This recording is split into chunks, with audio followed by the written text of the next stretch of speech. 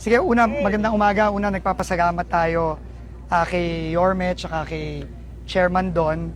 Kasi talagang nung nagdesisyon tayo na finally paganahin na yung sunog-apog base sa direktiba ni Pangulong Marcos, talagang walang tigil yung suportang binigay sa atin ng City of Manila at saka ng MMDA. At importante din, magpapasalamat kaming lahat sa Prime Infra, no, at saka sa Prime BND ni Mr. Enrique Rason.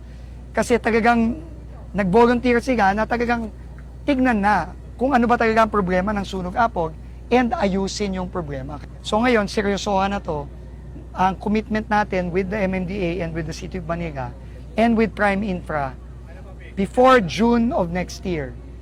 Umaandar na to. At least 3 pumps umaandar na para naman maramdaman na ng mga kababayan natin sa sunog-apog na inayos na ng gobyerno to at hindi na sila babahain.